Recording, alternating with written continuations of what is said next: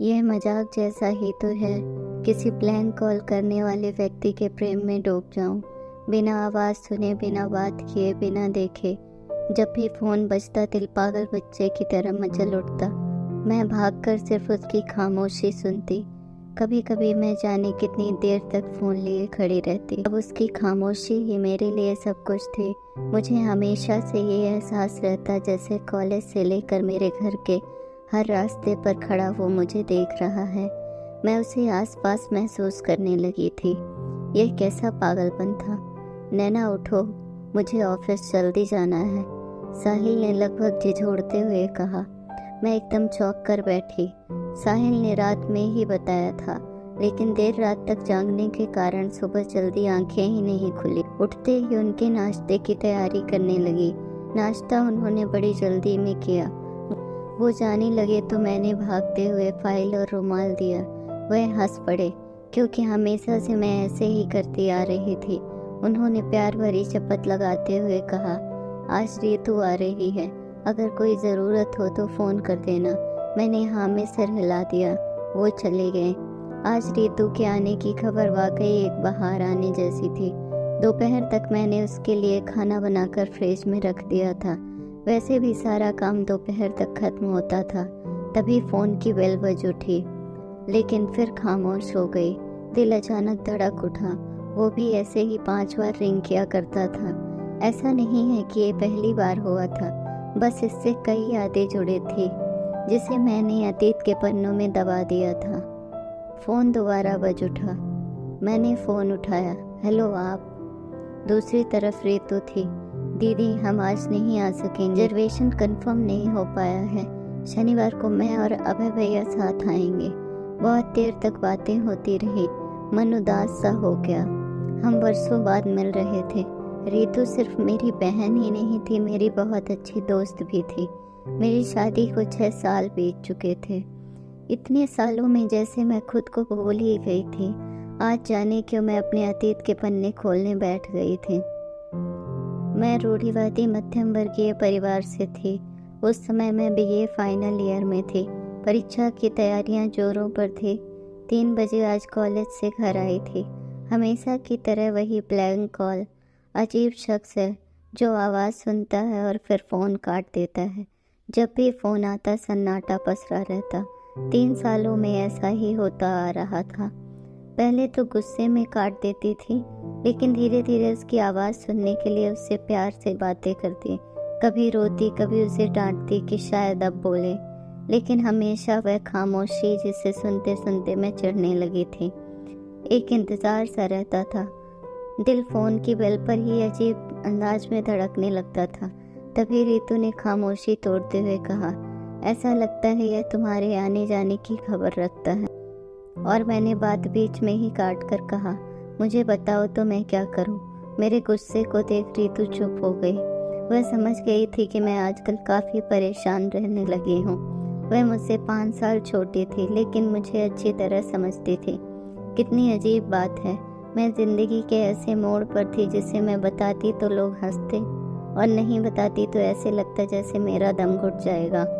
अपने इस एहसास को मैं किसी से बांट नहीं पा रही थी, वो भी ऐसे छलावे के लिए जिसे पाने के लिए जितना आगे बढ़ती लगता वो उतना ही मेरे हाथों से छूटता जा रहा है, बंद मुट्ठी में फिसलती रेत की तरह।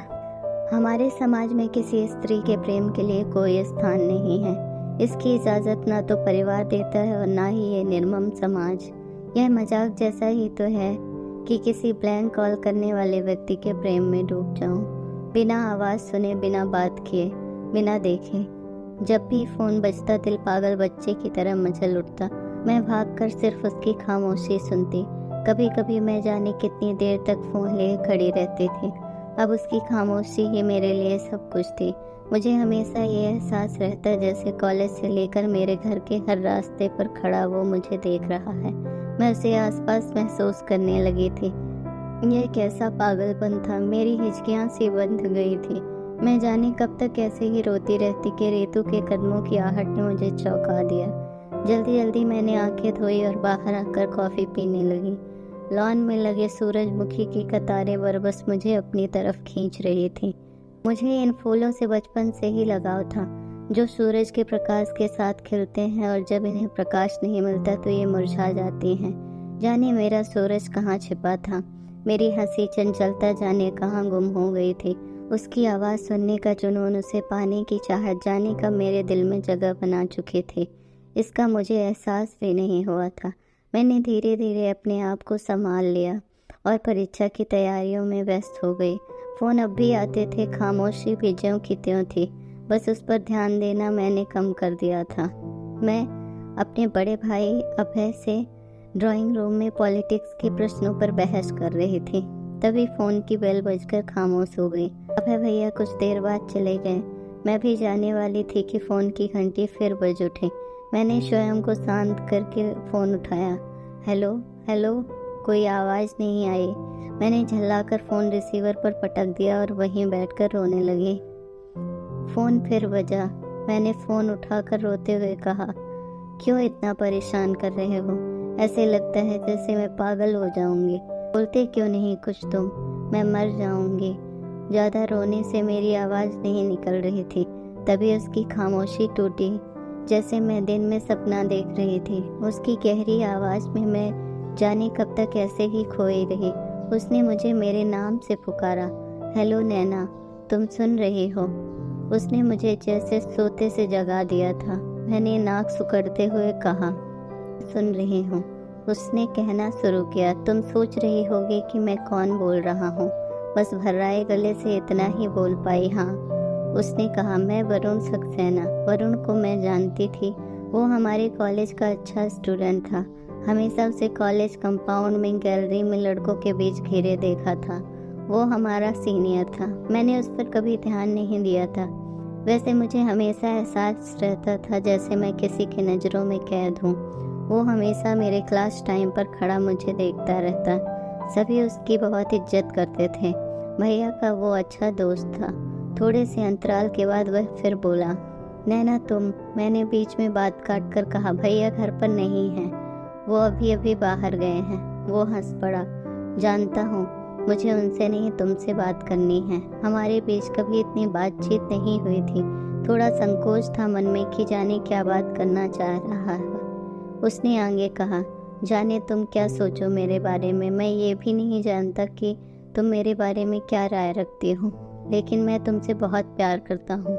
पता नहीं ये सही है या गलत, तुम सुन रही हो ना? क्या तुम भी मुझसे? खटाक से मैंने फ़ोन रख दिया। आगे मुझ में सुनने की हिम्मत नहीं थी। पूरा बदन थरथरा रहा था। मैं सबसे मुंह छिपाती फिर रही थी कि कहीं कोई मेरे चेहरे पर लिखे भाव ना पढ़ ले। एक चोर सा मन में घर कर गया था। पूरा दिन ऐसे ही गुजर गया। कोई पढ़ाई नहीं हो सकी। मैं टेलीफोन के पास बेमकसद घूम रही थी कि कहीं उसका फ़ोन फिर ना आ जाए। ये भी आशंका थी मन में। सभी सोने चले गए थे अपने अपने कमरे में। मैं हाथों में किताब लिए उसी के बारे में सोच रही थी। तभी रात के सन्नाटे को तोड़ता हुआ फ़ोन फिर घनघना उठा। मैंने घबरा कर फ़ोन उठा लिया। धड़कनें बेताब हो उठी थी, सांसें टूटती सी महसूस हो रही थी। वरुण बेबाकी से बोलता जा रहा था, तुम सिर्फ सुनो और जब तक मैं अपनी बात पूरी ना कर लूँ तब तक तुम फ़ोन नहीं काटना। तुम तो जानती हो जब मैं 3 साल तक तुम्हारे लिए फ़ोन कर सकता हूँ तो। वह जोर से हंस पड़ा। नैना, मैं जानता हूँ कि तुम भी मुझसे प्यार करती हो। तुम्हें क्या लगता है मैं यूं ही आसानी से बोल रहा हूँ? मैंने तुम्हें 3 साल देखा ही नहीं, जाना भी है। मेरी आवाज़ सुनने के लिए तुम्हारा फ़ोन पर कभी रोना, कभी प्यार से बातें करना, कभी नाराज़ होना। क्या मैं नहीं जानता कि तुम भी मेरे प्यार में डूब चुकी हो? कैसे इतनी आसानी से वो मेरे दिल की बातें कहता जा रहा था। एक आश्चर्य, एक खुशी, दिल के धड़कनों की रफ्तार ही बदल गई थी। मैं शर्म के मारे सिर्फ इतना ही बोल पाई, आप झूठ बोल रहे हैं। तभी माँ की आवाज़ आई। कौन है नैना फ़ोन पर? मेरी सहेली है माँ। झूठ कितनी आसानी से बोल दिया था मैंने आज माँ से। वो फ़ोन पर ही हंस पड़ा। बहुत अच्छी सहेली। वो फिर बोला, वैसे मुझे पता है, फिर भी तुम्हारे इकरार का इंतज़ार है। मैं तुम्हारे मुंह से सुनना चाहता हूँ। कहो कब तक तरसाने का इरादा है? लेकिन फिर परिवार की प्रतिष्ठा और समाज की बंदिशों का डर और अपनी सीमाओं के टूट जाने के डर से मैं सिर्फ इतना ही कह पाई, नहीं ये नहीं हो सकेगा। फिर इससे क्या फ़ायदा? वो मानने को तैयार न था। उसने दुखी होकर कहा, क्या हर कोई प्यार फ़ायदा नुकसान सोच कर करता है? मैं कल 2 बजे फ़ोन करूँगा, मुझे तुम्हारा जवाब चाहिए। फ़ोन बंद हो गया। मैं काफ़ी देर तक ऐसे ही खड़ी रही। दिल हाँ करता और दिमाग मानने को तैयार ना था। अजीब कश्मकश थी। लग रहा था जैसे वो अब भी मेरे कानों में प्यार का इजहार कर रहा है। रात के 2 बज रहे थे। मैं अपनी किताब लिए कमरे में आ गई। रितु सो चुकी थी। आंखों से नींद कोसों दूर थी। अब जबकि वो मुझे मिल गया था तो यह डर सताने लगा था कि जाने मेरा परिवार इसे स्वीकार करेगा या नहीं। मैं एक रूढ़िवादी ब्राह्मण परिवार से थी, जहाँ एक लड़की के प्यार के लिए कोई जगह नहीं थी। सोचते सोचते जाने कब मैं गहरी नींद में डूब गई। मैंने सुबह उठते ही रितु से कहा, रितु आज तुमसे कुछ ज़रूरी बातें करनी है। वह कॉफ़ी का मग लेकर मेरे पास बैठ गई। मैं कश्मकश में थी कि कहाँ से बात शुरू करूँ, समझ में नहीं आ रहा था। वो मेरे नज़दीक आई तो मैं अपने आप को रोक नहीं सकी। रोते हुए मैं उसे सब कुछ बताती चली गई। उसने मेरी बातों में उसके लिए दीवानगी महसूस की थी। उसने ऊंच नीच समझाकर मुझे अपनी पढ़ाई पर ध्यान देने को कहा। आज उससे अपने दिल की बात कहकर काफ़ी सुकून महसूस कर रही थी। अगले दिन परीक्षा के लिए दिन भर पढ़ाई करती रहती। पेपर काफ़ी अच्छा हुआ था। मैं अपनी सहेलियों के साथ पेपर के बारे में डिस्कशन करती आ रही थी। तभी अचानक उसे सामने खड़ा देख दिल बेचैन सा हो उठा। एक प्यास सी थी कि उसे जी भर के देख लेती, एक बार उसे मुड़कर देख लूं। यही हसरत लिए मैं घर आ गई। रास्ता खत्म हो गया था। वक्त भी तेजी से करवट बदल रहा था। वो जब भी फ़ोन करता हमेशा वही बात दोहराता। मैं हमेशा टाल जाती। मैंने इकरार तो नहीं किया था पर बातें होती रही। उसकी प्यार भरी बातों में मैं सब भूल जाती। जाने कौन सी कशिश थी जिसकी वजह से मैं खिंचती चली गई। मैं डरती घबराती लेकिन बात जरूर करती।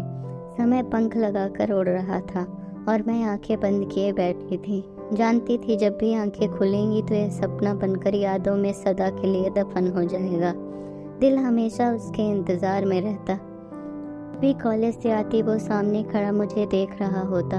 एक नशा सा था जिसके असर से मैं सब कुछ भूल बैठी थी।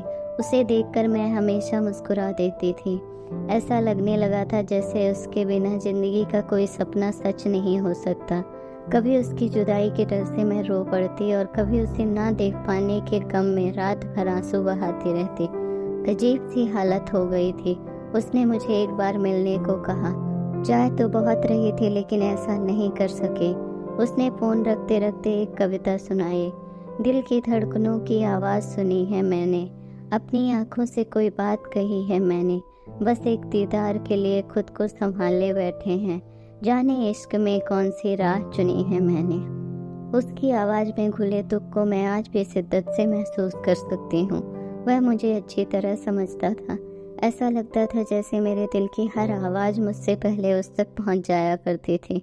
वो कभी बात करते करते खामोश हो जाता था। वह हमेशा कहता, क्या हमारी राहें कभी एक नहीं हो सकती? मैं हंस पड़ती। क्या मालूम था उसकी कही हुई बात सच होकर एक दिन मेरे सामने आ जाएगी। हमने कोई वादा नहीं किया था, ना ही कसमें खाई थी। हमारा प्यार पवित्र था, निश्चल निर्मल गंगा की तरह। इधर मेरे पापा ने मेरी शादी दिल्ली में तय कर दी। वो मल्टीनेशनल कंपनी में इंजीनियर था। मेरे और वरुण की शादी में फ़र्क था, इसलिए मुझ में इतनी हिम्मत नहीं थी कि मैं उन्हें अपने प्यार का वास्ता देकर शादी रोकने के लिए कहती। मैं खामोश हो गई, जैसे घरौंदा बनते बनते टूट गया था। सतरंगी सपनों में खोई आंखों में वक्त ने अंधेरा भर दिया था। एक अकुलाहट थी दिल में। दिल करता मैं वरुण की बाहों में कैद रहूं, छुप जाऊं, कोई देख ना सके हमें। ये समाज की बंदिशें और परिवार की प्रतिष्ठा हमारे बीच ना आए। जिंदगी एक नए मोड़ पर आ चुकी थी। एक फैसला ले चुकी थी मैं अपनी आगे की जिंदगी के लिए।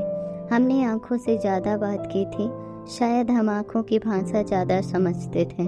एक दिन वो मुझे दिखा। मैंने जाते जाते उसे एक बार पलट कर देखा था, जैसे अब हम कभी ना मिलने वाले हों। वो भी तड़प कर 2 कदम आगे बढ़ा था, पर जाने क्या सोच वो मेरे पास नहीं आया। मुझे रह रहकर उसकी आंखें याद आती। उसकी तड़प मुझे तड़पा गई थी। हमारे बीच वो 2 कदम का फासला फिर कभी तय नहीं हो सका। रात के 12 बजे फिर फ़ोन आया। मैं जानती थी कि किसका फ़ोन है। मैंने फ़ोन उठाया। दूसरी तरफ मुकम्मल खामोशी थी। कुछ देर बाद मैंने ही बातें शुरू की। तुम्हें शायद पता होगा कि मेरी शादी होने वाली है। मैं ऐसा कोई कदम नहीं उठाना चाहती जिससे मेरे परिवार के सम्मान को ठेस पहुँचे। मेरा परिवार ही मेरी पहली और आखिरी प्राथमिकता है। हमारे रिश्ते का कोई किनारा नहीं है। तुमने मुझे चाहा, ये एहसान हमेशा मेरी ज़िंदगी में रहेगा। जो चंद हसीन लम्हे तुमने मुझे दिए उसका कर्ज हमेशा दिल में रहेगा, और ये कर्ज उतारना मेरे वश में नहीं है। मैं कुछ पल को खामोश हो गई थी, क्योंकि मेरा धैर्य टूटता जा रहा था। आंखों में ठहरा सागर जाने कब अपना बंधन तोड़ दे। मैंने खुद को रोकते हुए कहा, वरुण, मैं तुम्हें कभी नहीं भूल पाऊंगी, शायद जिंदगी भर। अपने प्यार के लिए लड़ना मेरे वश में नहीं है। हम इस जन्म में कभी एक नहीं हो सकते, कभी। आगे बात करने की ताकत खत्म सी हो गई थी। उस रात सागर ने जैसे सारा बंधन तोड़ दिया था। मैं कई दिन कई रातों तक रोती रही। उसका दिल तोड़ने के बाद मैं टूट सी गई थी। मैं खुद को समेट रही थी। अपने बिखरे अतीत को फिर से जोड़ना इतना आसान कहाँ होता है। मैं वही सपना देखना चाह रही थी जो हर लड़की अपनी शादी के वक्त देखती है। मैं खुश होना चाहती थी। काफ़ी समय गुजर चुका था। उसका फ़ोन आना बंद हो गया था। इसके बाद वो मुझे कभी नहीं दिखा। कोई ऐसा पल, कोई ऐसा लम्हा जब गुजरता जो उसकी यादों से जुड़ा होता, तो जैसे वो मेरे सामने आकर खड़ा हो जाता। लगता उसकी आंखें मुझे देख रही हैं, बस कुछ क्षणों के लिए कहीं छुप गया है। वो आएगा और चौंका देगा मुझे, उन दिनों की तरह। लेकिन गुजरा वक्त कब आता है? आज मैं वह नैना तो नहीं रही, सब बदल गया है। मैं ये दुनिया सब कुछ, पर उसकी यादें अब भी एक साए की तरह मेरे साथ लगी रहती हैं। ऐसा लगता है जैसे वो मुझसे कभी दूर ही नहीं हुआ, बल्कि वो मेरी रूह, मेरी सांसों में समा गया है। आज भी जब कभी मेरे घर के सन्नाटे को तोड़ते हुए फ़ोन की बेल बज उठती है, तो उसकी यादें नई खिली धूप की तरह मेरे आंगन में आ जाती हैं। एक सपना देखा था, फ़र्क ये था मैंने उसे खुली आंखों से नहीं, बंद आंखों से देखा था। वरुण मुझे वीरू समझता होगा, और मैं स्वयं को संस्कारों और रीति रिवाजों में जकड़ी अबला स्त्री। लेकिन आज भी उसे एक सपने का दुख मुझे सालता रहता है, जो इतने साल बाद भी सुकून से जीने नहीं देता। काश उसने मुझसे कुछ तो कहा होता। आज भी जब आंखें बंद करती हूँ तो जैसे उसकी आंखें हंस के कह रही होती हैं, मैं तुमसे बहुत प्यार करता हूँ, क्या तुम भी मुझसे करती हो? और मेरा दिल बरबस कह उठता है, हाँ मैं भी। तभी जानी पहचानी खुशबू अपने आसपास महसूस करके जब मैंने अपनी आंखें खोली, तो साहिल सूरजमुखी का फूल लिए मेरी तरफ देखकर मुस्कुरा रहे थे। उन्होंने धीरे से मेरे करीब आकर कहा, हमारी छठी सालगिरह मुबारक हो जान। मैंने रोते हुए उन्हें गले लगाकर कहा, तुम्हें भी, क्योंकि मेरी खुली आंखों का सच साहिल थे। इस आंगन के सूरजमुखी मैं ही थी। मुझे ही घर के हर कोने को अपने त्याग और समर्पण से सजाना था। नया जीवन जीना था मुझे, जिसे सिर्फ एक नारी ही जी सकती है। अगर आपको हमारी स्टोरी अच्छी लगी हो तो अपने दोस्तों के साथ भी शेयर कीजिए, और कमेंट में ज़रूर बताइए कि कैसी लगी हमारी ये कहानी।